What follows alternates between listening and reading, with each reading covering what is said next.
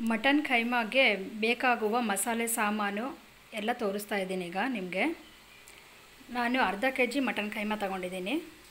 ಆಮೇಲೆ ಅರ್ಧ ಕೆ ಜಿಗೆ 2 ಹಿಡಿ ಆಗೋವಷ್ಟು ಹುರ್ಗಡ್ಲೆನ ತಗೊಂಡು ನಾನು ಪೌಡ್ರ್ ಮಾಡ್ಕೊಂಡಿದ್ದೀನಿ. 1/4 ಕೆ ಜಿ ಏನಾದರೂ ಇದ್ದರೆ ನೀವು ಬರೀ 1 ಹಿಡಿ ತಗೊಂಡು ಹಾಕ್ಬೋದು, ಹುರ್ಗಡ್ಲೆನ ಪೌಡ್ರ್ ಮಾಡ್ಕೋಬೋದು. ಆಮೇಲೆ ಒಂದು ದೊಡ್ಡ ಈರುಳ್ಳಿನ ಹೆಚ್ಕೊಂಡಿದ್ದೀನಿ ತೆಳ್ಳಗೆ ಉದ್ದನಂಗೆ. ಆಮೇಲೆ 1 ಇಂಚಷ್ಟು ಹಸಿ ಶುಂಠಿ ತಗೊಂಡಿದ್ದೀನಿ. ಆಮೇಲೆ ಒಂದು 7 ಎಸಳು ಬೆಳ್ಳುಳ್ಳಿ, ಕೊತ್ತಂಬರಿ ಮತ್ತು ಒಂದು 10 ಮೆಣಸಿನ್ಕಾಯಿ ತಗೊಂಡಿದ್ದೀನಿ ನಾನು. ನಮ್ಮದು ಯಾಕಂದರೆ ಸ್ವಲ್ಪ ಮೆಣಸಿನ್ಕಾಯಿ ಖಾರ ಇದೆ, ಹಾಗಾಗಿ ನಾನು 10 ತಗೊಂಡಿದ್ದೀನಿ. ನೀವು ನಿಮ್ಮ ಮೆಣಸಿನ್ಕಾಯಿ ಖಾರನ ನೋಡಿಕೊಂಡು ನೀವು ಹಾಕೋಬೋದು, ಎಷ್ಟು ಬೇಕೋ ಅಷ್ಟು ಅಂಥೇಳಿ. ಆಮೇಲೆ ಚಕ್ಕೆ ಒಂದು ಸ್ವಲ್ಪ ತಗೊಂಡಿದ್ದೀನಿ ಅಷ್ಟೇ ನಾನು. ಲವಂಗ ಒಂದು 6 ತಗೊಂಡಿದ್ದೀನಿ. ನೀವು 1/4 ಕೆ ಜಿನ ಮಾಡಿದ್ರೆ ಎಲ್ಲ ಇದ್ದರೆ ಅರ್ಧನ ತಗೋಬೇಕು ಅಷ್ಟೇ. ಎಲ್ಲ ಮಸಾಲೆ ಸಾಮಾನನ್ನು ನೀವು ಅರ್ಧ ತಗೋಬೇಕು. ಆಮೇಲೆ ನಾನು ಕೊಬ್ಬರಿ, ಈಗ ಇದಕ್ಕೆ ಒಂದು ದೊಡ್ಡ ತೆಂಗಿನಕಾಯಿಂದ ಅರ್ಧ ಕಾಯಿನ ನಾನು ತಗೊಂಡಿದ್ದೀನಿ. ಈಗ ನಾನು ಈರುಳ್ಳಿ ಮತ್ತು ಹಸಿಮೆಣಸಿನ್ಕಾಯಿನ ಸ್ವಲ್ಪ ಎಣ್ಣೆ ಹಾಕ್ಕೊಂಡು ಫ್ರೈ ಮಾಡ್ಕೊತೀನಿ. ಆಮೇಲೆ ಈ ಕೊಬ್ಬರಿಗೆ ಉಳಿದ ಎಲ್ಲ ಮಸಾಲೆ ಸಾಮಾನನ್ನು ಹಾಕಿ ನಾನು ಮಿಕ್ಸರ್ ಮಾಡ್ಕೊತೀನಿ. ನುಣ್ಣಗೆ ರುಬ್ಕೋಬೇಕು. ಮತ್ತು ನೀರು ಸ್ವಲ್ಪ ಅಷ್ಟೇ ಹಾಕ್ಕೋಬೇಕು, ತುಂಬ ಸ್ವಲ್ಪ. ಯಾಕಂದರೆ ಈರುಳ್ಳಿಯಿಂದನೇ ಸ್ವಲ್ಪ ನೀರು ಬಿಡ್ಕೊಳ್ಳುತ್ತಲ್ಲ, ಹಾಗಾಗಿ ನಾವು ತುಂಬ ಸ್ವಲ್ಪ ಹಾಕ್ಕೋಬೇಕು. ಇಲ್ಲಾಂದರೆ ಉಂಡೆ ಎಲ್ಲ ಹೊಡ್ಕೊಂಡು ಬಿಡುತ್ತೆ ಜಾಸ್ತಿ ನೀರು ಹಾಕಿದರೆ. ಈಗ ತವಾಗೆ 1-2 ಚಮಚ ಅಷ್ಟು ಎಣ್ಣೆ ಹಾಕಿದ್ದೀನಿ. ಈಗ ಹೆಚ್ಕೊಂಡಿರೋ ಈರುಳ್ಳಿನ ಹಾಕಿ ಹುರ್ಕೊಳ್ತೀನಿ. ಈಗ ಸ್ವಲ್ಪ ಕೆಂಪಗೆ ಹುರ್ಕೋಬೇಕು.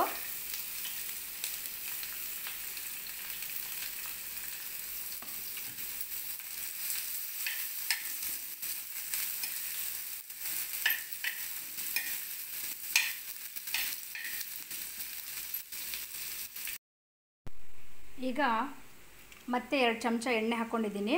ಮೆಣಸಿನ್ಕಾಯಿನ ಈಗ ಹುರ್ಕೋತೀನಿ.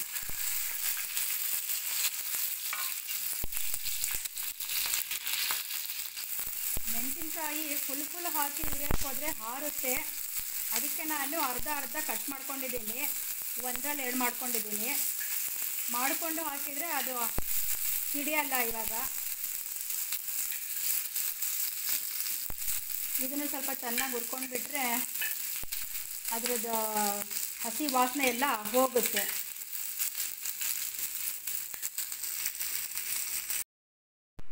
ಈಗ ಈರುಳ್ಳಿ ಮತ್ತು ಹಸಿಮೆಣಸಿನ್ಕಾಯಿ ಹುರ್ಕೊಂಡಾಗಿದೆ. ಈಗ ನಾವು ಅದಕ್ಕೆ ಎಷ್ಟು ರುಚಿಗೆ ತಕ್ಕಷ್ಟು ಉಪ್ಪನ್ನು ಮತ್ತು ಅರಿಶಿನ ಪುಡಿನ ಸೇರಿಸ್ಕೊಂಡು ಒಂದು ಸ್ವಲ್ಪ ಅಷ್ಟೇ ನೀರನ್ನು ಹಾಕ್ಕೊಂಡು ನಾವು ಮಿಕ್ಸರ್ ಮಾಡ್ಕೋಬೇಕು, ನುಣ್ಣಗೆ ರುಬ್ಕೋಬೇಕು. ಕೈಮಾನ ನಾವು ಏನು ಮಾಡ್ತೀವಿ ಅಂದರೆ ಸ್ವಲ್ಪ ನೀರು ಹಾಕ್ಕೊಂಡು, ಸ್ವಲ್ಪ ಅಷ್ಟೇ ನೀರು ಹಾಕ್ಕೊಂಡು ವಾಶ್ ಮಾಡಿಕೊಂಡು ಅದನ್ನು ಚೆನ್ನಾಗಿ ಹಿಂಡಿ ನೀರೆಲ್ಲ ತಕ್ಕೊಂಡು ಆಮೇಲೆ ನಾವು ರುಬ್ಕೊಳ್ಳೋದಕ್ಕೆ ಹಾಕ್ಕೋಬೇಕು. ಈಗ ನೋಡಿ ವೀಕ್ಷಕರೇ, ಈಗ ನಾನು ಮಸಾಲೆ ರುಬ್ಕೊಂಡಿದ್ನಲ್ಲ, ಅದಕ್ಕೆ ಒಂದು ಸ್ವಲ್ಪ ಹುರ್ಗಡ್ಲೆ ಹಿಟ್ಟನ್ನು ಹಾಕ್ಕೊಂಡಿದ್ದೀನಿ.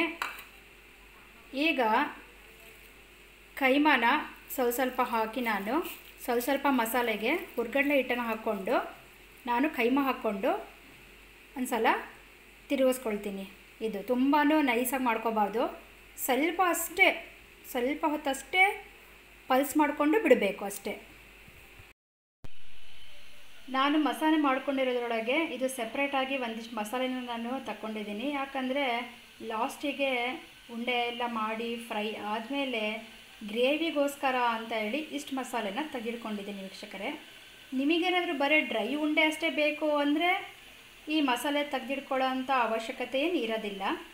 ನಾನು ಸ್ವಲ್ಪ ಗ್ರೇವಿ ಹಂಗಿರಲಿ ಅಂತ ತೆಗೆದಿಟ್ಕೊಳ್ತಾ ಇದ್ದೀನಿ. ಈಗ ನಾನು ಮಸಾಲೆ ಮತ್ತು ಕೈಮಾ ಹಾಕಿ ರುಬ್ಕೊಂಡಿದ್ನಲ್ಲ ವೀಕ್ಷಕರೇ, ಅದನ್ನು ಎಲ್ಲ ಒಂದು ಸ್ವಲ್ಪ ಚೆನ್ನಾಗಿ ಮಿಕ್ಸ್ ಮಾಡಿಕೊಂಡು ಚೆನ್ನಾಗಿ ಕಲಿಸ್ಕೋಬೇಕು. ಅದಕ್ಕೆ ಸ್ವಲ್ಪ ಮಸಾಲೆ ಎಲ್ಲ ಹಾಕಿ ರುಬ್ಕೊಂಡಿದ್ನಲ್ಲ ಎಲ್ಲ ಒಂದು ಚೆನ್ನಾಗಿ ಕಲಿಸ್ಕೊಂಡ್ಬಿಟ್ಟು ಆಮೇಲೆ ನಾನು ಉಂಡೆ ಕಟ್ಟಿ ಫ್ರೈ ಮಾಡ್ತೀನಿ. ನೋಡಿ ವೀಕ್ಷಕರೇ, ಈಗ ನಾನು ಒಂದು ಬಾಣಲಿಗೆ ಒಂದು ಸ್ವಲ್ಪ ಎಣ್ಣೆ ಹಾಕ್ಕೊಂಡಿದ್ದೀನಿ. ಇಷ್ಟು ಆ ಎಣ್ಣೆನ ಒಂದು ಸ್ವಲ್ಪ ಕೈಗೆ ಹಚ್ಕೊಂಡು ಉಂಡೆ ಕಟ್ತಾ ಹೋಗಬೇಕು. ಉಂಡೆ ಕಟ್ಟಿ ಬಾಣಲಿಗೆ ಇಡ್ತಾ ಹೋಗ್ತೀನಿ ನಾನು. ನಿಮಗೆ ಯಾವ ಸೈಜಿಗೆ ಬೇಕೋ ಆ ಸೈಜಿಗೆ ಉಂಡೆನ ಕಟ್ಕೋಬೋದು ನೀವು.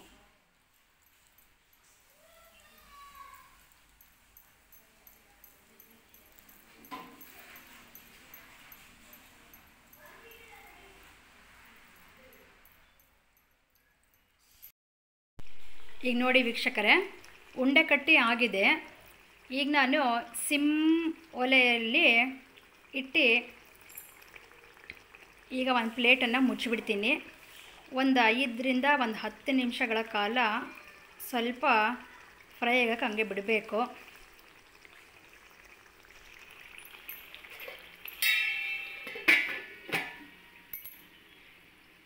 ಈಗ ಒಂದು 5 ನಿಮಿಷ ಬೆಂದಮೇಲೆ ಆಮೇಲೆ ಮಸಾಲೆನ ಹಾಕೋತೀನಿ.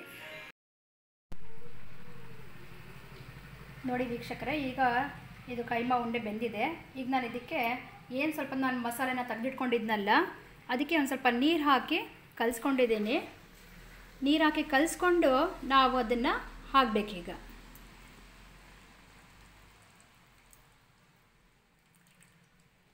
ಮತ್ತು ಈಗ ನಾವು ಈಗ ಹಾಕಿರೋ ಮಸಾಲೆಗೆ ಒಂದು ಸ್ವಲ್ಪ ಉಪ್ಪನ್ನು ಸೇರಿಸಬೇಕಾಗುತ್ತೆ. ಯಾಕಂದರೆ ಈಗ ಸ್ವಲ್ಪ ನಾವು ನೀರು ಹಾಕಿ ಕಲಸಿರ್ತೀವಲ್ಲ, ಸ್ವಲ್ಪ ಉಪ್ಪು ಕಡಿಮೆ ಆಗಿರುತ್ತೆ.